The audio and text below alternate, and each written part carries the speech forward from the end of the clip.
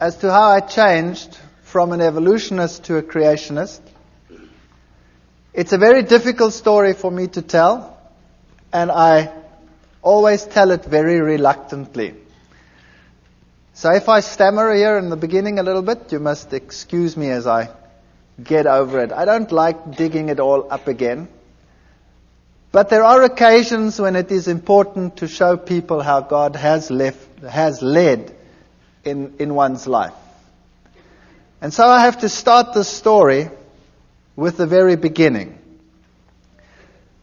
And maybe then from the background we can see why things happened as they happened. It is a strange story. Some of you might think that parts of it are incomprehensible or may even seem too strange to be true. But it did happen, and it is a fact that it happened like that, and I cannot take it away, so I will tell it as it happened. At least what I remember of it. I was born in a family where my mother was a very staunch, solid Lutheran. She was very faithful in her religion. And my father was a Roman Catholic. And he was very faithful in his religion as well. In those days, it was before the days of Vatican II, and Protestants that were not Catholics were considered to be lost according to Roman Catholic doctrine. But in marriages between Protestants and Catholics, it was essential that the Catholic counterpart in that marriage was to promise that the children would be raised Catholic. And my mother accepted that, and she knew that I would be raised Catholic, and I was raised Catholic. And there was never any argument about religion in our house. My father and my mother respected each other. My father had a couple of problems with the church at one stage because of this marriage, but they overcame them, and then no problem concerning religion ever cropped up in our house. And when I was still quite young, I was about 8 or 7 years old, my mother became ill, and she was diagnosed as having cancer. And they actually gave her a relatively short time to live. They said she would have about 3 to 4 months to live. But she was a very tough lady, and she managed to stretch that to about 4 years. She died when I was 12 years old. But those 4 years were very, very miserable years. She really suffered more than anybody else that I have personally been in contact with. She lost one part of her body after the other. They had to do mastectomies, and then they took out part of her intestines, and she had to have colostomies. And eventually she just lost more and more and more, and she had one operation after the other. In those days, they weren't as sophisticated as they are today. They burnt her under the radium treatment. They forgot her there. They had to peel off black pieces. So she really suffered tremendously.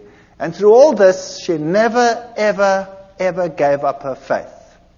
And I was very attached to my mother.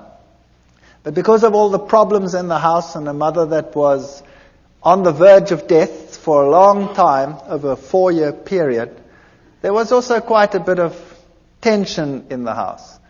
Now, while at school, I received religious instruction, of course. I was in a Protestant, largely Protestant school. It was the German school. And I received religious instruction separately. The Catholics went to the nun, and she gave religious instructions. Now, I've met some very nice nuns in my life. And I've met nuns that are really gentle and soft people and are very nice to everyone around them. But this particular one, where I received religious instruction, was a very hard person, according to my youthful experience that I had at that time.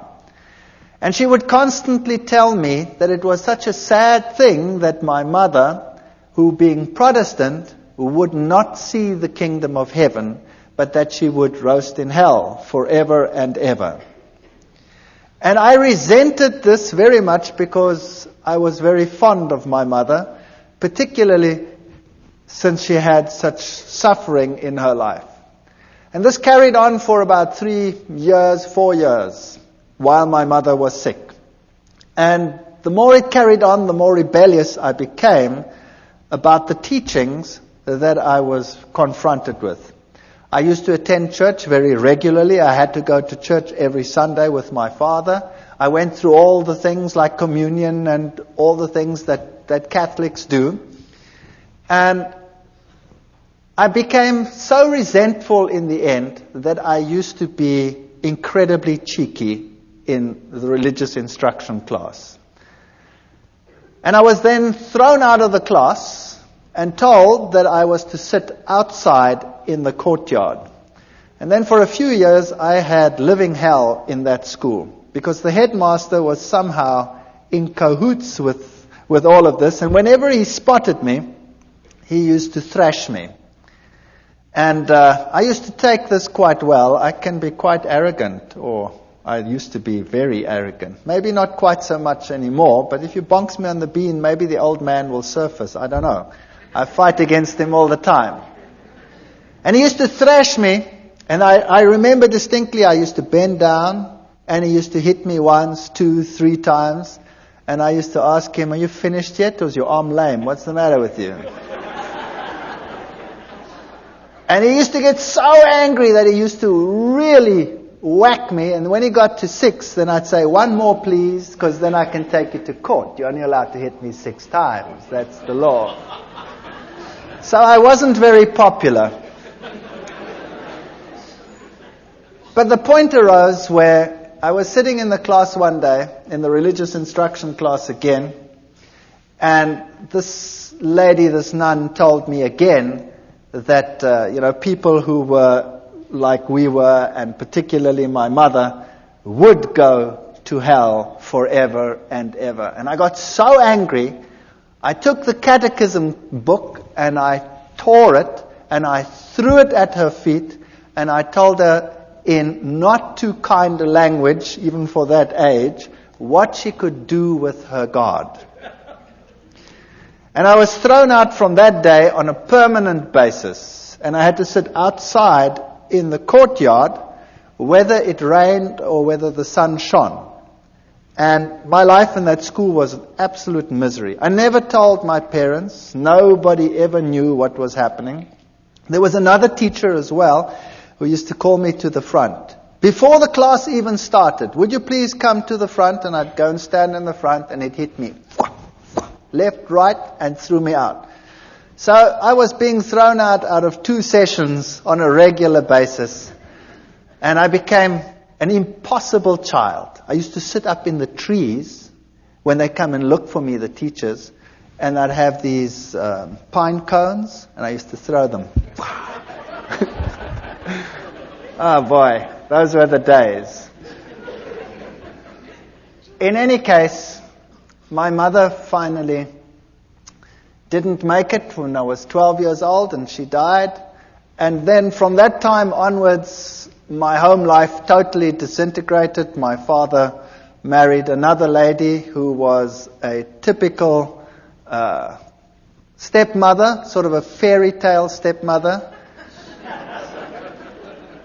She wouldn't have me around at all, and I was probably impossible, I will admit that. So I was carted off to hostels, and I wasn't allowed to then attend school either anymore. I was supposed to leave school and go into a trade. And that's when I woke up and I decided, no ways, and I don't want to do this. So I managed to persuade some relatives, and I went to another school.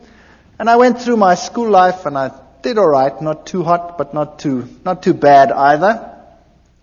And then I went to the military, and then finally to the university.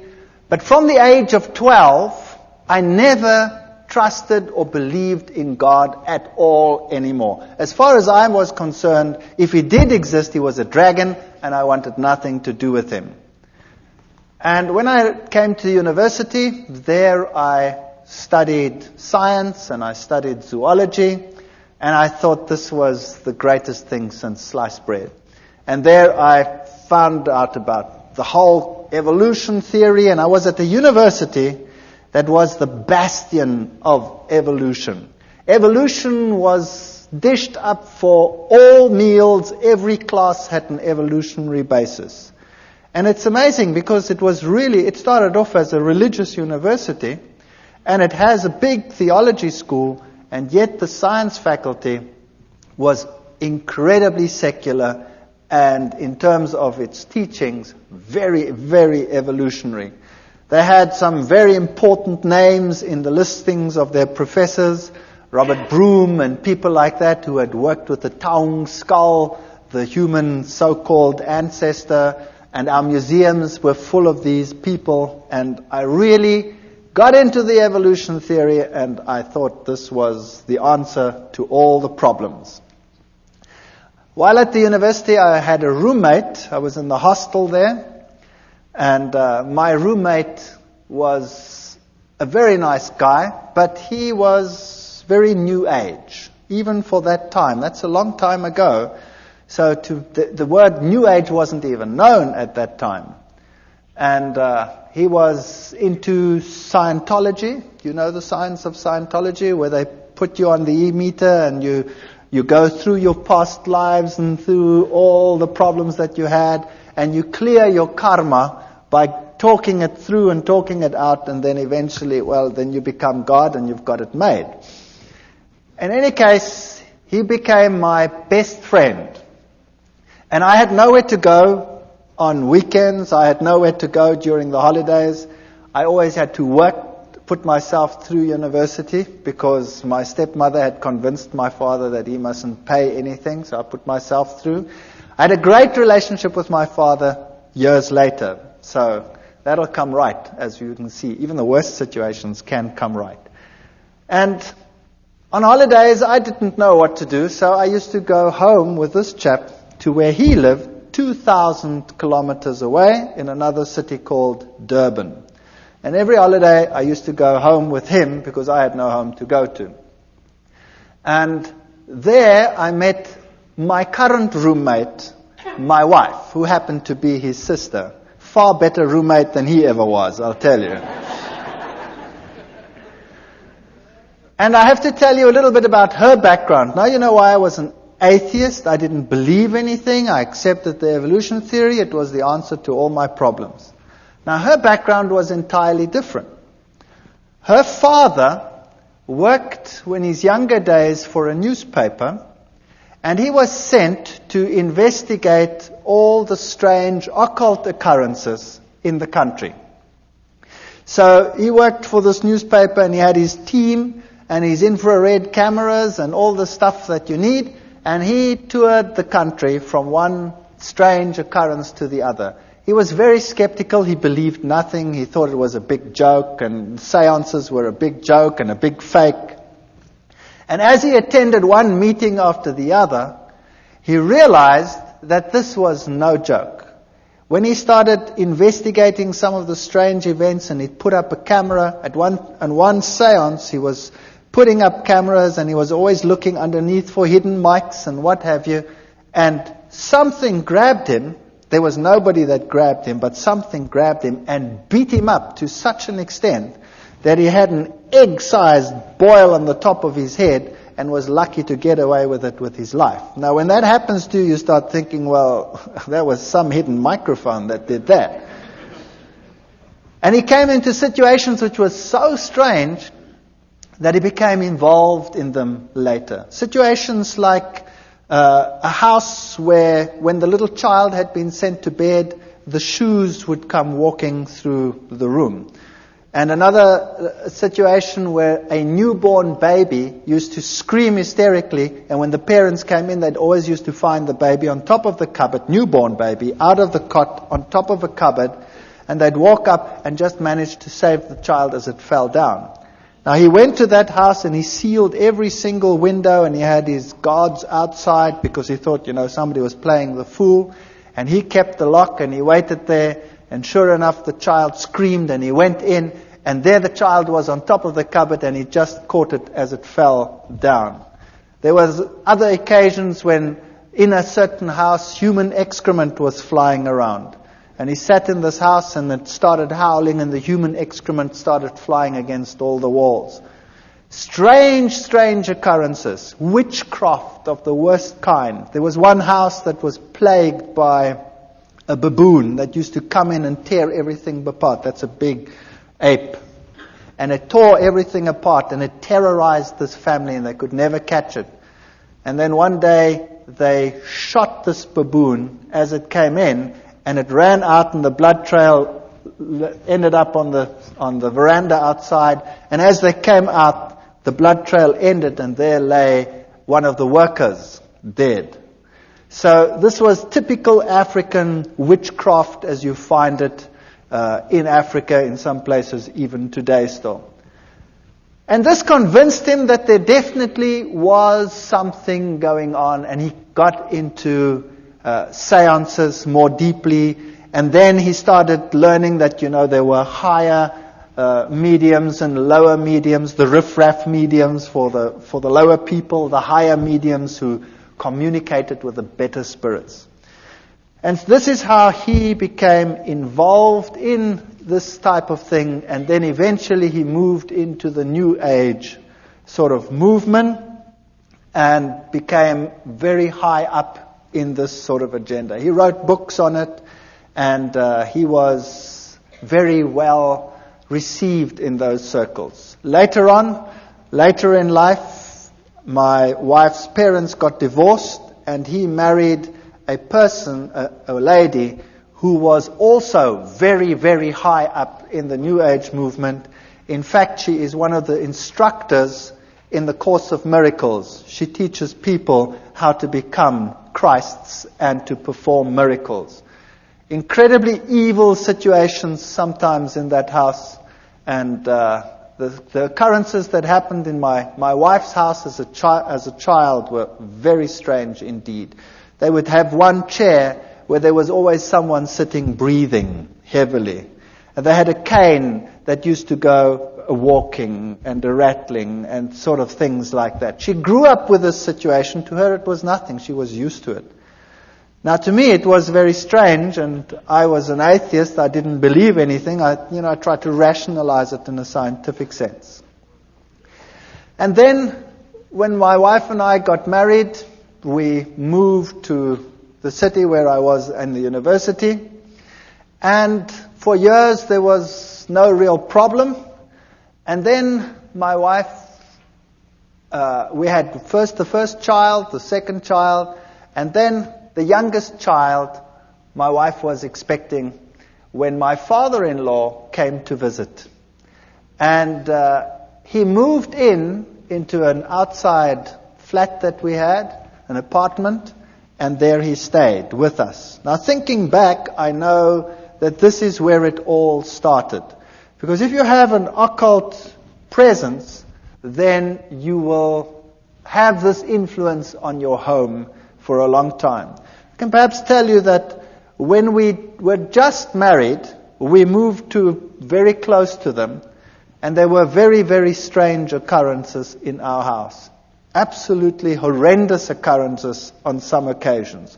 Our dishes would fly through the rooms and smash against the walls and things like that. Or you'd park the car and the car would rock and fall over against the side of the garage. We had very strange happenings on a previous occasion.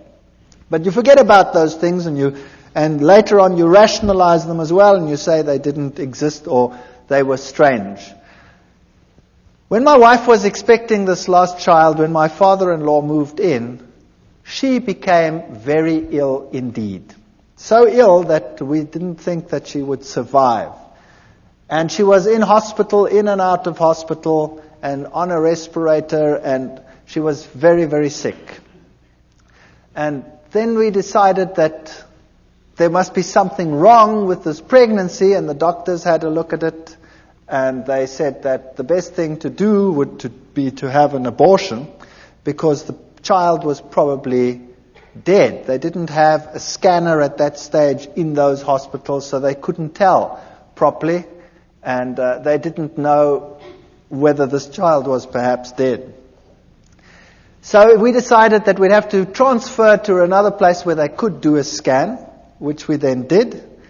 And she was very ill. She had a very high temperature. And they did the scan. And this little fetus was only about so big. And he was perfectly well. And he was sucking his thumb. And we decided that we weren't going to do this. We were going to sit through it and see what happened. And eventually, through 9 months of hell and of sickness and coughing, and more in hospital than out of hospital, my wife was discharged, the child was born, and this child was the most miserable child that you can imagine. He was impossible. He used to scream from morning till night. If you wanted to feed him, you had to wrap him round and round in a blanket so that he couldn't move his arms, or else he'd claw and scratch at you while you were feeding him. And if you put him to bed, he would scream and scream and scream. And so we had a technique where you sort of sit there and rock and rock and rock the bed until he finally falls asleep. Then you sneak off to bed and you try and fall asleep, and the minute you sleep, he screams again. And this carried on for months. It was absolutely chaotic. And nothing you could do could console this child. My wife was a wreck. I was a wreck. We were all totally destroyed. And then one night at 2:00, I had a dream that I was being strangled. And it was so vivid that I woke up with this perspiration falling down my face, and my heart was pounding like some drum inside me. And I sat upright and tried to recover from this terrible nightmare. And the next moment, the little one in the next room screamed as if he was being murdered. And my wife and I got such a fright, we stormed out of bed, ran to this little baby, picked him up, and as we picked him up, he started shaking violently. And his temperature would rise, and then he'd go into fever cramps. And so we rushed him off to hospital, and they had a look at him, and they had to put him in a refrigeration tent. They had a tent sort of that's cooled, and put him on a drip, and then it would be touch and go whether he would live or whether he would die. And he'd recover from this and come back home as impossible as he was before. And it would go fine for about 2, 3, 4 weeks. I can't remember what the gap was in between. And then precisely 2:00 at night, exactly 2:00, it was uncanny. We had a clock on our bed, and it was a display clock, so you could see exactly 1400 hours, and 2:00, whatever it was, 2:00 in the morning, that's when I woke up with this terrible feeling that I was being strangled. And I shook my wife and said, I've just had that terrible dream again. And then the little one would scream in the next room, and we'd run, and we'd pick him up, and the same thing would happen. It was so bad that we would think that we wouldn't make it to hospital, the child would die. There was nothing you could do. As soon as he started the screaming, his temperature would just rise. And it would just go so high that he would fall unconscious. Eventually they got to know us so well that the hospital had this place prepared for him whenever it was necessary. They didn't know what was the matter with him. They could never find out. On one occasion, the doctor said they have to do a lumbar puncture because there must be something wrong with his cerebrospinal fluid. Maybe he has some brain infection that is causing this. And I remember taking him to this hospital, and he was just a baby. And afterwards, he screamed so that my wife became quite hysterical. When the doctors came out, they said, this is incredible. There were 4 adults that had to hold this child down He was less than a year old, and 4 adults had to hold him down because he was plucking them around. So this little chap was, if anything, definitely very much possessed. And you can rationalize it if it happens once, and you can rationalize it if it happens twice.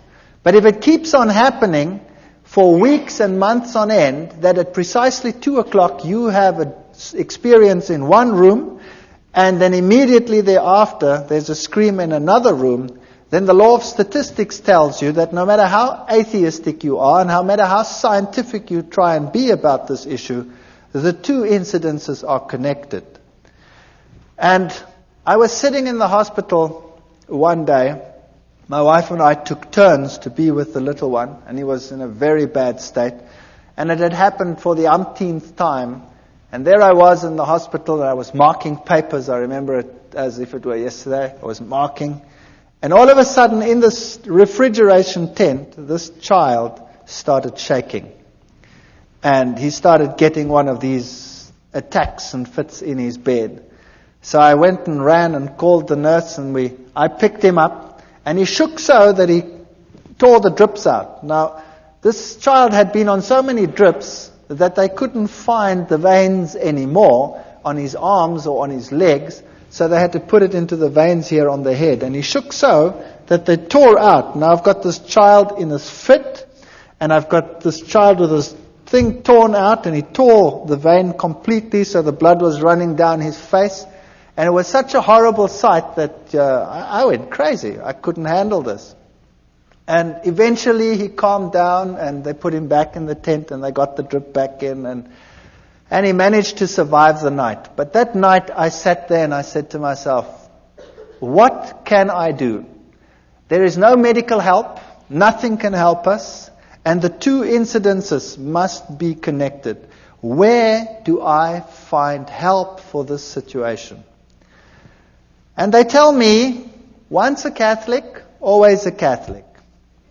And as I was sitting there that night in that hospital, mulling over these things, the images of the Catholic Church and its power over demons, and the film The Exorcist was just in circuit.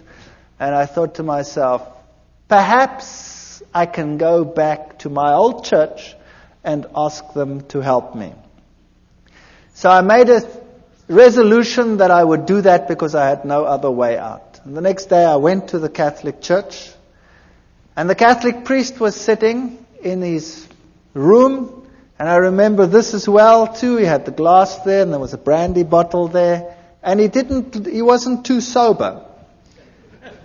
And I went up to him and I said to him, I'm a Roman Catholic, but I don't come to church, and I have a problem. And he said, well, what is your problem? He was very nice. And I said to him, well, I'm an atheist and I'm a scientist. I don't want to talk about this thing like that. And I sort of ummed and ahed, and I said, well, I have a problem at home. He says, well, what kind of problem? I said, well, it's a problem concerning strange happenings in my home. And he says, no. I want nothing to do with that. And he said, it's not my field. Give me your name. Give me your telephone number. We'll come back to you. So I gave him my name and my telephone number. All I'd said was, I have strange happenings in my home. That's it. And I went home and I thought, well, that was a lot of help. Thank you very much. And I wasn't home very long when I got a call from another priest. And this one sounded very sophisticated. And he told me whether I would like to meet him at a monastery nearby. So I went to the monastery, and there was this old man. And he was so impressive. He really made such a powerful impression upon me. He told me to sit down. And then he started to tell me what the problem in my home was. And my mouth fell open. If there was a fly, it would have gone straight in. He told me there was a problem in my house, that Satan was trying to kill my son. and that we were being terrorized. And I said to him, that's impossible. How do you know that? I never said anything to anyone. He says, never mind how I know. I also know, he said, that the problem in your home is so severe that it will take the highest levels of action in order to get rid of it. And we will also have to say a mass in your house. And then he said to me, it is illegal for me just to say a mass in any house. To say a mass in a private house, I need to have permission from the bishop. And I already have it. Here it is. And there was the signed permission from the bishop to say a mass in my house. He knew beforehand what was going to happen. He knew beforehand that he needed the permission. And everything was arranged before I even told them what the problem was. Now that blew me out of the water. Then I said to him, fair enough, then you can come to my house and you can do whatever you have to do. But I have a problem in that I was am an atheist. And I haven't been to the church. And now you're going to say mass and all these things in my house. And, I've been a bad boy all these years. And he said, but surely you won't be an atheist anymore. And I said, what about my wife? She's not even Catholic. She's Dutch Reformed. He says, no problem. So he came and he spoke to my wife, and my wife was as impressed as I was. Very impressed. And he said, take me through the house. And we went through the house, and when we got into the little one's room, all of a sudden, he started falling around. And he couldn't stand anymore, this old man. And I stood there behind him, and I was sort of doing this behind him, like they do on the stage in some of these ministries where the guys fall out and they don't know which way they're going to fall. Well, it happened there as well. And here he was, shaking and perspiring and really being battered. And eventually it calmed down, and we went to the other rooms, and then we came into our bedroom, and he was thrown around again, but not as bad as in the little one's room. And then he said to me, the little one's room is the worst place in your house. Now we have to exorcise your entire house. Bring me some water. We brought him some water. And then he took out special salt, which he said was very special exorcism holy salt. And he made the sign of the cross with the salt in the water. And then he also told me that he had a special ring with him which had the relics of a particular saint that was potent in terms of exorcising. And this priest, had been an exorcist for the Roman Catholic Church in many countries. He was Irish. And then he took this bowl of holy water that he had made, and he went to every single window and door in the house. And he took it and he put a cross on the windows. And of course, as it evaporates, you have this faint cross of salt on your windows. And he went through the entire house with this holy water, and then he put the holy water down. And he said, now we tell the Mass here in this child's room. And he prepared everything. And as he was preparing, we had lots of pets in our house. We had a dog and 2 cats and you name it, all the good stuff that one has when one has kids in the house. And as he was preparing, all of a sudden, all the animals came running into this room. And there they sat. And I looked at this and I said, well, this is weird. What's going on here? And he did the Mass. And then before he left, he said, what you have to do now is above every child's bed, you have to put the following. And he took out of his pockets amulets from Lourdes, where Mary had appeared. And he gave an amulet from Lourdes. He said there were many fake ones. This was the real thing. And we had to put it above each child's bed. And then he did an amazing thing. He took his ordination cross off. And he gave it to me and he said, this one you put over the little one. I hate it when the devil destroys little children. And we hung it up over there, and my wife was giving pottery classes at the Technicon at that time, and she'd made a very beautiful pot, and so she decided to give it to him as a gift, because how do you pay for what he did? I mean, what do you do? So she gave this to him as a gift, and he said, this gift is so precious, I'm going to give it to the nuns that are in a certain monastery where they never ever come out and see civilization. And then he left. And that night, we're very expectant. We take this little child, and he's quite happy, really, not screaming as usual. And we take him and we tell him it's time for bed. Now, normally that was enough to have blue murder in the house. And he was quite happy. And we put him into this bed. Now, he was only just starting to toddle. And we put him into the bed. And this child had always, when you put him into bed, gone into a fetal position and started bashing away and screaming and going blood red and going totally crazy. That night, we put him into the bed, and he rolled onto his back and laughed. And he put his arms out like that, and he did goo-goo sounds like little kids do, and he fell asleep. And for the first time in his life, he slept right through the night. And the next night, he slept right through the night. And the next night, and the next night, and the next night, and the next week, and the next month. And here was I, the hard-nosed atheist scientist who knows it all.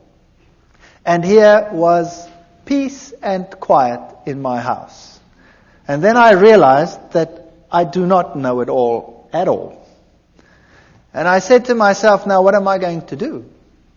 Here is a major problem in my house, and the church solves the problem.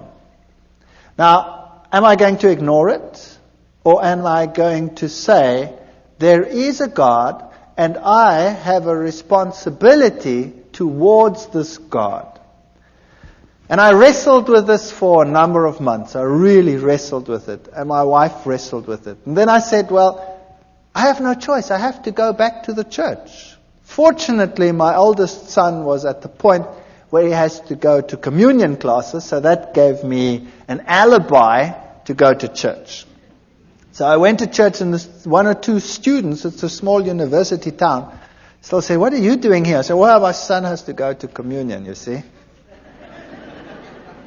And I started going to church, and I became quite involved in the church again. Every Sunday, faithfully, everybody went to church. And my wife started saying that this is the way to go. She also wants to go to church, but she didn't get herself quite that far yet. And because there was such peace and harmony in the house, we became more relaxed. And one day I was sitting there and I thought to myself, this house needs a change.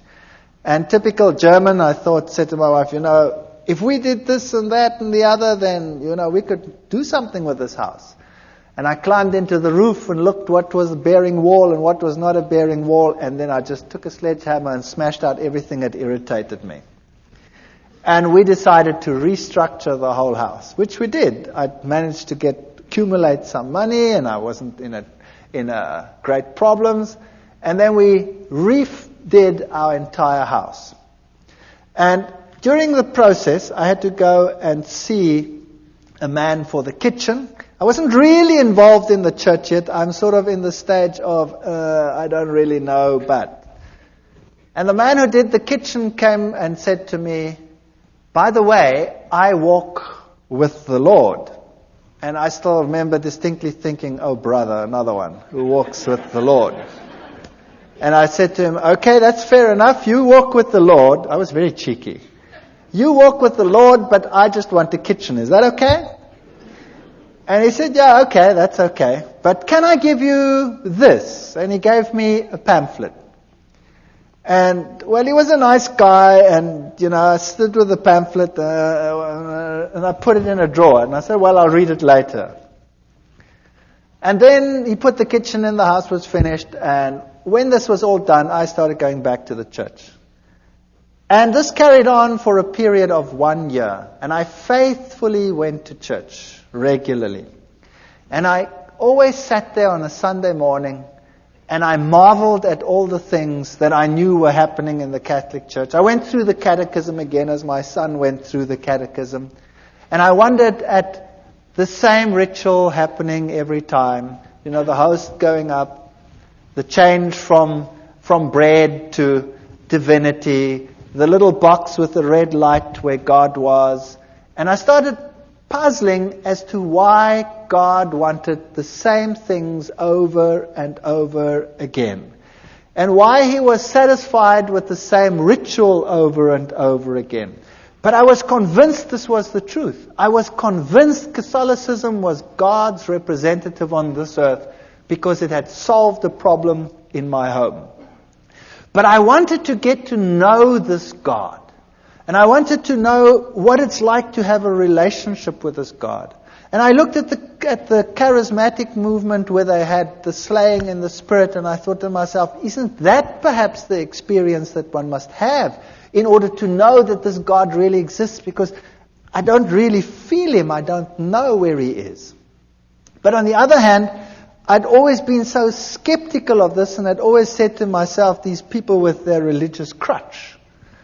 And then one day, I was sitting in class, and I was giving a lecture to a first-year group of students. I'd spoken to the priest, by the way, about evolution, and the Catholic Church said to me, of course there's evolution, there's no problem with that. So I had no problems with that either. I could carry on with my evolution and now believe in God. It was quite a nice arrangement. And I was in a first-year class, and I was giving a lecture with a very heavy evolutionary base. And a young girl got up in a first-year class. Now that takes courage. 300 first-year students, and a young girl gets up in my class. And she says, excuse me. And I say, yes, what's your problem? And she says, what you are saying is against my beliefs. What you are saying is a lie. I believe that God created the heavens and the earth. He is the creator of the universe. Well, I nearly exploded. I destroyed her. I ridiculed her. I finished her off. She sat down and she cried in my class. And I thought, well, job well done. And then the class was over, and all the students were very impressed at all the eloquence I put onto the board and proved to them what a ridiculous idea this was that this young girl had postulated. And I went back and sat in my office, and then there was a question earlier about conscience. Do you remember it? Well, this little voice here wouldn't let me go and kept on telling me what a mean son of a gun I was. And how could I, in front of everyone, attack and humiliate this young girl to such an extent? And I felt really bad about myself. My conscience wouldn't let me go. And I didn't know how to handle this. So typical Catholic way, I thought, well, on the way home for lunch, I wouldn't stay far from the university, so I always went home for lunch. I'll go by the Catholic Church and sit there for a while, and hopefully the feeling will go away. So I drove past and I went into the church and I sat inside, and it was locked. The door was open. You could come to a few pews, but around the altar it was locked because thieves had been stealing. And I sat there and I spoke to God, and I looked at the little red light, which means that the host was present there, so God was present. And it struck me that He was locked up in that little box. And then I sat there for a long while, and I was tortured in my soul. I was tortured. And I said to myself, do you know, God must be here because He did such wonderful things in my home. My family is totally different. My wife was willing to be converted. I'd called the Catholic priest to our home so that she could become a Catholic. And for some reason, he just never made it. He never made it. He always had something on. But he was still going to come. And I sat in that church and I wrestled with God, and I told Him that I have all these feelings and I don't know where He is, and I've never really met Him. And I know that in other churches, all these exciting things happening, and here, we have the same thing every Sunday, and where are you? And I sat there in the pew and I said, okay, God, if you really exist, then now you must show me, because I really cannot find you. And with that feeling, I went home, feeling a bit better. And typical me, I was home quickly, and then I started rummaging in the drawer. I was looking for something. And all of a sudden, as I rummaged in this drawer, I pick up this pamphlet. This is now a year after this man who was walking with the Lord gave me this pamphlet. And I pick up this pamphlet and I start reading it. It was in German. And it had 3 columns. It had the law of God on the one column, and it had the law according to the Catholic Church, and it had the law according to the Lutheran Church. And then it explained how the commandments had been changed by the church, and it had the Bible texts of how it had been changed. And I thought to myself, now what rubbish is this? This is absolute garbage. And I said to my wife, I didn't say that, I called her by her name. I said, have we got a Bible in the house? And she said, no, I don't think so. I don't think there's a Bible. I said, surely there must be a Bible in the house. We've been going for church for almost a year now, and there's no Bible in the house.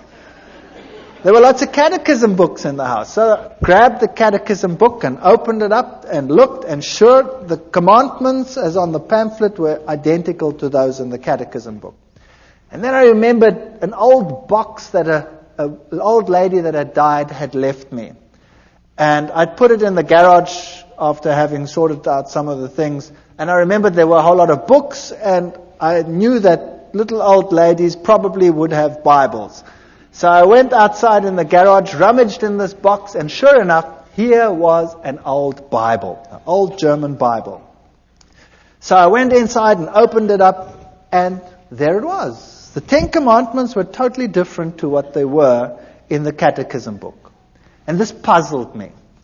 So after 1 year, I phoned this cabinet maker, and I said to him, remember me a year ago, you put a kitchen in for me? He says, you know what? I've been trying to phone you all day. I had this feeling I must phone you, but I don't know why. What's the matter? I said, will you please come round? You left me a pamphlet and I want to talk to you about it. After 1 year. And he came round, and he was a nice guy. And we started talking. And then we started talking about the scriptures and about the Bible. And we started talking about the book of Daniel and the prophecies pertaining to Daniel chapter 7. And I went through it with him, and we wrote, and we worked till about 3 o'clock in the morning. And he came the next day and the next day. And in 3 days, we'd gone through Daniel and Revelation, all the historic facts and all these things, and I wouldn't believe a word of it. And then I decided that the only way we're going to resolve this is if I check whether every one of those facts is really so. Whether those kingdoms and those kings and all these things are really so. So I went back to the university, to the history department, the theology department. I got everything that I could lay my hands on, and I checked and verified, and it was really so.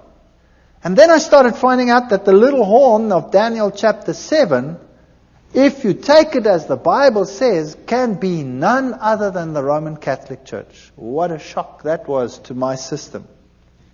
Then I got the Protestant view of the little horn being Antiochus Epiphanes IV, and I went through all of that and found out, but it can't be him because none of the criteria fit.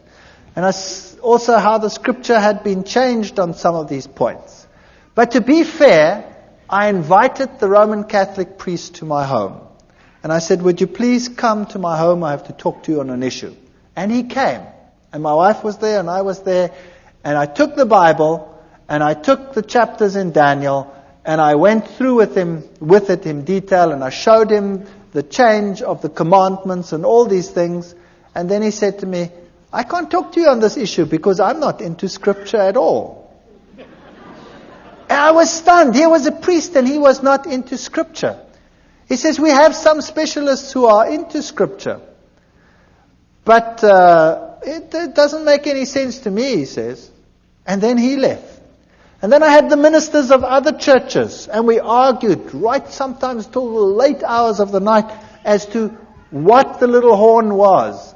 And every time they come back to Antiochus Epiphanes, I'd show them, but it can't be because it comes after Rome, etc. It can't be in Greek times. And eventually they would all leave as well and say it can't be any other way. So I was confronted with this tremendous dilemma. And then the worst thing of all was we started talking about the Sabbath, this other man and I.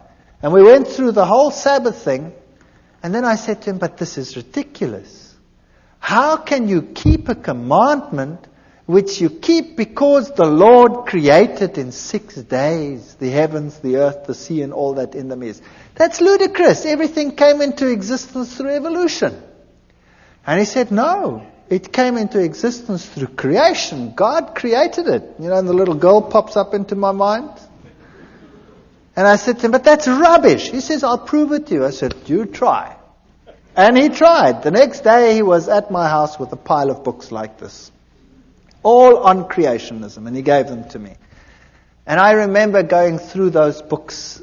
I was sitting in my office. I used to give my class and run back. And I went through those books very quickly. And I gave them back to him in a very short time period and said, there are your books. And he says, what do you think? I said, I've never read so much garbage in all my life. So he said, don't worry. And he brought me another pile like that. And I went through that lot, and it was so confusing and so full of garbage. So I gave it back to him. And I said, it's so unscientific. I cannot accept this. So we argued about God being a creator or not a creator, and I would kill him with science. I had all the terminology. I was a lecturer. I was an evolutionist.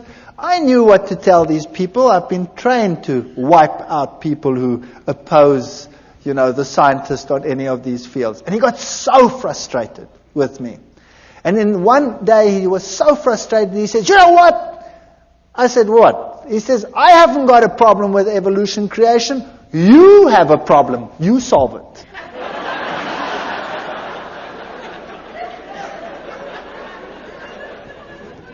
So there the ball was in my court. In the meantime, things were happening again in my house. The little one would again become miserable every time it was time for bedtime. He again became grouchy and screaming and what have you. And we also noticed that whenever we had a moment of peace, my wife and I, we studied the scriptures like, I cannot tell you how we studied it. I finished a Bible. In 2 months I had to throw it away. It was finished. It fell apart. And my wife was studying. And she had tremendous problems with the Sabbath idea. It made no sense. It was so stupid. And nobody at work knew what was happening with me. And one day I came to work, and the secretary in the department came up to me and said, I've got something for you to read. And she handed me a pile about so thick of documents. And when I looked at them in a spare moment, I saw that it was a long piece of writing against the Sabbath. And it was written against Seventh-day Adventists. And this stunned me because nobody at work knew what was happening with me. I mean, a scientist would never admit, that he's now talking about and thinking about religion. That was ridiculous. My colleagues were all atheists. And I took this and I thought to myself, no, what am I going to do with this? I haven't got time with this. I'm wrestling with evolution. So I gave it to my wife. And I said, here's fodder. You go through this. Maybe there's a way out of all this. And she meticulously went through every statement. It was really a thick, thick thing written against it. And while I was wrestling with evolution, she was wrestling with that. And then one day she said to me, I've been through every single statement they have. And every single one, I've put it next to the Bible. And every time, this is the word of man and the Bible has something else to say. So this document here has now convinced me that the Sabbath must be right. That was something. So a document written against the Sabbath proved to her that the Sabbath was actually very important and right. But I still had a problem. a major problem. I couldn't accept it because I'm not going to keep a day for creation that took 6 billion years, let alone 6 days. And the ball was in my court, and at that stage, everything started going wrong again in my house. And when we picked up the Bible, the little one would go hysterical. Whenever we had a spare moment, he would go hysterical. And eventually, he took a bottle of wine, we'd been drinking wine, and he smashed it. I wasn't in the room at the time, but I just heard the glass breaking. And then we came out and he was walking all over the glass. And his feet were cut to shreds. His big toe was almost severed. So back to hospital. They sewed the toe back on. And it was a nightmare from then onwards in our house. And I was wrestling with the Sabbath issue. And I stood in the library one day. We had the biggest evolution-based library in the Southern Hemisphere at that university. And I said to myself, there must be a solution. And I said in my mind, God, if there is something wrong with this theory of evolution, then I haven't found it yet, and you must show me.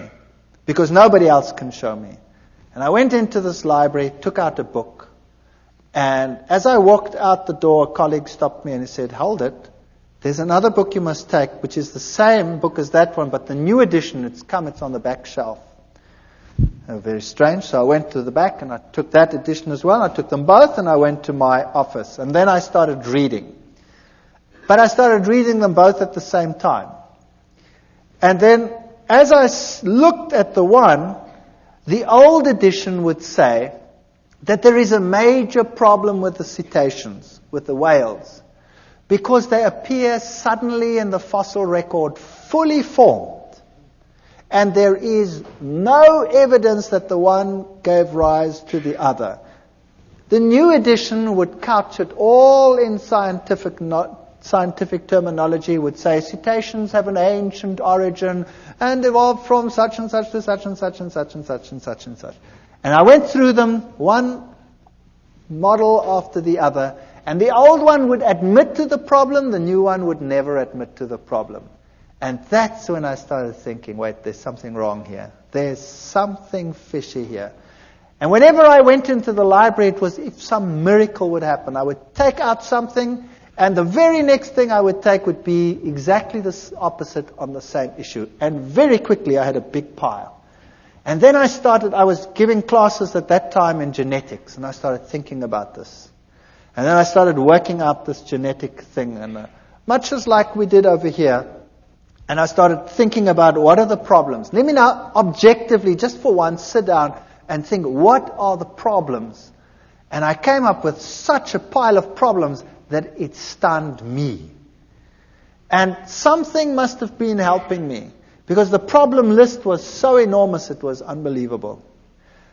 And then one night I was sitting at home, and child was impossible. He went to bed, and we went to bed. 2:00 at night, I had a dream. I was being strangled. And the little one screamed in the next room, and we ran, and the same thing happened. But he didn't get so sick that he had to go to hospital. He just got a very high fever, and we could handle it somehow at home. And then I contacted this other person, and I said to him, there's something very strange here. I know that from the scriptures, the system, the Roman Catholic system, cannot be God's system. And yet, we had this problem, and I didn't want to tell him about it. And then in the end, I half told him about it, but not completely. And he said, don't worry, we'll pray. And it stopped. And then a week later, it happened again at 2:00. And what had happened, unbeknown to me, he had gotten a number of people together and told them to pray at 2:00 every night. Get up. And they set their alarms judiciously and got up at 2:00 and prayed for a family they didn't even know. And there was total quiet in which we could really study our Bibles in peace and quiet. And then one night, one of the ladies had decided that, it was quiet. Why must she get up? And she didn't get up. And it happened. Now, thinking back on it, God doesn't need the prayer of that one little individual. But there were lessons in it that would later be important to me. That God wants unity amongst His people. and everybody must stand together on an issue. So it was a lesson for them as well as a lesson for us. And then it came to the point where I knew that I cannot sit on the fence forever. Either this is the truth, and I'd studied it and I'd verified it. I'd had lecturers talk with me on the Greek meaning of this and the Hebrew meaning of that. I verified the historic facts. I'd looked at the prophecies. There was no other way in which it made any logical sense whatsoever. I'd studied what the other churches had said. It didn't make sense. And I knew a decision would have to be made. There was no way out. And I decided I was going to do it. I was going to make the decision. No matter how ostracized and how weird this church was to me. The first time my wife saw Adventists, she burst into tears. They ate so strange. They were so different to what we were like. I remember the man said to me, "Don't you want to come to one of our services?" And I said, "That's Sunday. That's my day off. I walk around in jeans and a t-shirt and slops. And I'm not going to any church whatsoever if I can't go exactly like I am. Because if I went to the Catholic church, I went in jeans and t-shirt and slops." He said, "That's fine. Come." So I went to the Catholic church, to the Adventist church, and I sat there in the back. And I looked at all these people with their suits and their ties, and I thought, yuck. And they all looked at me, but they were all pleasant about it. And strange things like that. And I didn't like the setup. I didn't like what they looked like. They looked so different to everyone else, you know. My friends were rough, and they would make coarse jokes and all kinds of things. And these were so different. My wife burst into tears when she saw it. She said, "I don't want that lifestyle. I want my old lifestyle. We used to sit around the swimming pool and drink beer and have friends over and, have parties and stuff like that." And they were so different. It's so night and day difference that you think you could never be happy over there. She cried and cried and cried, but knew somehow she'd have to go back in any case. And then one day I decided that I couldn't take it anymore at work with all this evolution teaching. And another strange thing happened. I was asked by the then head of the department to lead an evolution discussion group with the postgraduate students about 2 weeks later. Everybody gets a turn, but mine wasn't for months. Something happened and mine was moved forward. Now I sat with a major problem. Do I go into that with my mouth full of teeth, pretending to be what I am not? Or do I stand up and for what I now believed? And I was really so chicken. It's unbelievable. I was so scared of this event. To lose face amongst your colleagues when you've been such a bee's knees all these years is really a painful experience. And I decided after much wrestling and soul searching that I would do it. My new friends, who had become less weird in my eyes over time, would pray for me while I did this. And I went into that lecture hall, and the whole staff was sitting there. This was a postgrad affair, so the whole staff is there and all the postgraduate students. And I start the ball rolling with the lecture normally, and then you start this evolutionary discussion group. And I started the lecture, and then I switched to the genes, and I highlighted every single problem. And I went through the whole gene system as far as I'd sorted it out at that stage. And I said at the end, therefore, evolution is not possible. Well, first you could hear a pin drop, and then all hell broke loose. One of my colleagues went blood red and started screaming at me like you cannot believe, and the foam literally started coming out of his mouth with rage. It was just unbelievable. And then one of the students, a girl, it's interesting how these things happen. A young student, a girl, an honor student. She got up and she said, I want to say something. And she looked at all the lecturers And she said, when I came to this university, I believed in God.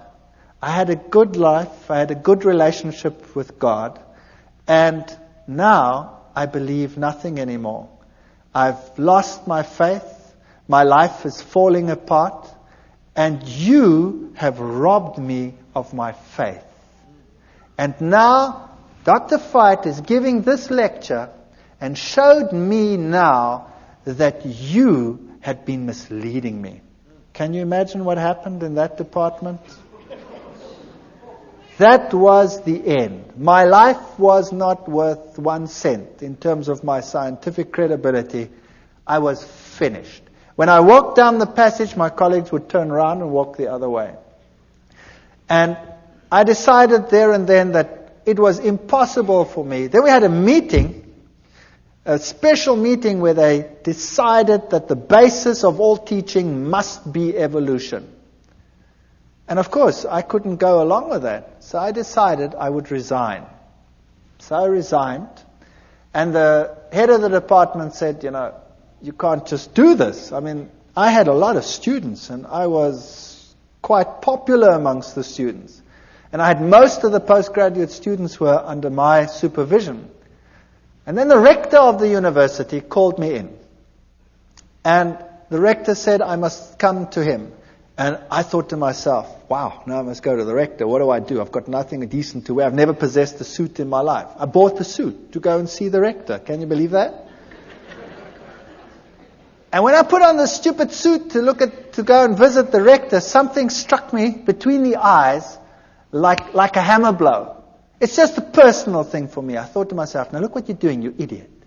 You go and put on a suit to go and speak to a man, but when you go to visit God, you go in jeans and a t-shirt. Purely a personal thing. I don't mind anybody coming to church in jeans and t-shirts. That's fine. It's just for me personal. And that bugged me. And then I went to the rector's office and I sat there opposite the rector and we started talking. And he talked with me for 1 hour. And it was very difficult for the university to get rid of me because I had all these students. And we started talking, and then eventually he said, what if you decided that you do not rock the boat anymore? Then, we could give you something better. Well, that would be a professorship. I was a pretty young guy. I would just about be the youngest professor in the university. And I looked at him and I said to him, the price is too high. And I will leave in any case. And then he says, that's very interesting. By the way, who do you think has the truth? And there I sat, my mouth full of teeth. Do I admit that I believe that some little sect that everybody detests has the truth? And do I say this to a man who has this high position in this university and in the government at large? And I said to him, religion, Christ, the churches, whatever. I can't even remember what I said. And he said to me, no, that's not what I want to know. I want to know from you, who do you say has the truth? We went through the same ritual again. And he stopped me and he says, no, I don't want to know that. I want to know from you, who do you think has the truth? And I started off with this again, and in the back of my mind I heard this terrible cock crowing. 3 times I thought,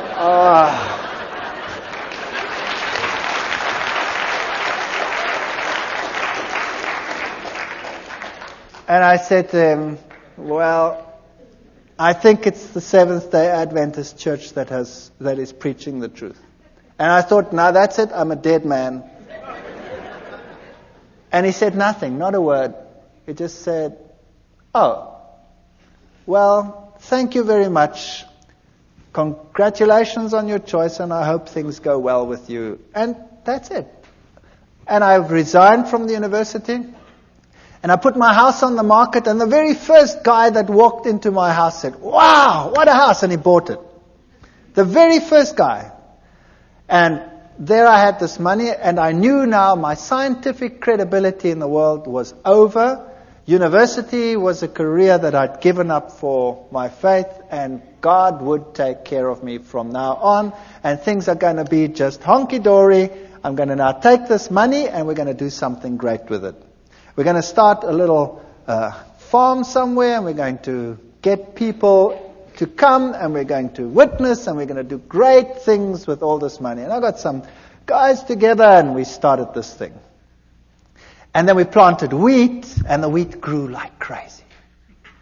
And it stood so high that the farmers in the entire district came and said, "You guys, you were at university, you know something special." And I said, "Well, nah, we're doing exactly the same thing you're doing," but I think to myself, it's because we're walking with God now. That's why our grain is so much higher than yours. If you would do the same thing, then your grain would also be better. You see, once a Christian boy, everything will go just great. And I was quite happy to be out of the university, and we moved out to this place, and we started this whole thing going. And then our money was all invested in the land, and we invested lots more money on loans and things for whatever is necessary to put in the wheat crops and all this sort of thing. And then a flock of birds arrived, such as you have never seen in your entire life. And they ignored all the farms with the little wheats on them, but they sat on mine and made it home. And they were just stubbles. And then, you name it, it went wrong. Sanctions came in against South Africa at that time. The economy was totally destroyed. Interest rates that had been at 3 and 4% shot up to 28, 30, 36% in some cases. And loans that were nothing to repay became a total nightmare. And the only means of making money was taken away, and we were totally destroyed. Everything I ever possessed was gone with a wave of a wand. It just ran through my fingers. And all the crutches that I'd been leaning on were gone. And the birds ate my fields. And I said to God, "How can you do this to me? How can you destroy me? How can you allow this to happen? And I have no means of supporting myself. I have nothing. My scientific credibility is zero. I can never go back to my previous job. I'm finished." And it got worse. And it got worse. And eventually we had nothing left. No food, no nothing. And my wife and I and the children, we sat down and we talked about it, and we decided, if this was the truth, and I don't believe that all the things that had happened were from the other side. You see, when I made my decision, that child of mine had changed. He became a totally different child. Whereas before, he wasn't sick, but he had a dark, somber look in his face. He changed to such an extent that he became the sweetest, nicest child in our entire home. He became a pleasure to live with. And I knew that what had happened before was a ruse. I know the Bible says Beelzebub wouldn't drive out Beelzebub. But what had happened in my house is that he wasn't driven out by Beelzebub. When the Catholic Church had come and done its thing, Satan had told his demons, "Stand back." And when you stand back and allow the child to lie back and relax, they will be ensnared twice as much as they were before. And it happened. But after we made our decision, this child was completely cured. He is the most spiritual of all my children. And he is so different that I knew that had to be from God. It was a totally different ball game. The other interesting thing that happened was That same Catholic priest, after all this time, more than a year, out of the blue, while I was wrestling with this decision, phoned me. And I picked up the phone and I said, "Hi." And he says, "I'm Father so-and-so." And I said, "Yes, that's strange. Why are you calling me?" And he said to me, "You know your father who's dead? Your father is having terrific problems out there in purgatory." It's true. He said that. And I said to him, "But how do you know?" Having done the study on the state of the dead and all these things and knowing what happened, I said to him, "How do you know?" He says, "The nuns that never see the world, they have been told by the other side that your father is in trouble and he is in trouble because of you. And you had better get back to the church quickly. And you had better start praying and having masses said so that this problem will go away." And I said, "Thank you very much for the information," and put the phone down and remember thinking, "You're too late, devil. You are too late." That man was a nice man, and he is deceived, I know. And the Lord will hopefully lead him to a better life and a better understanding one day. But here I was on this farm with no money, no means, no nothing, destroyed career, no chance of getting back, ostracized, laughing stock of the academic world, and no money. And we knelt down and we claimed every promise in the Bible and said, "Lord, you have promised you will take care of all our needs. You have promised that the children of a righteous man will never be seen begging in the street. There is no way out of the dilemma that we have. There is no money, there's no food, there's nothing. But we believe your promises." And we wrote a letter and we put it down in writing, all the promises, and said, "You cannot lie. Therefore, these promises must be for us.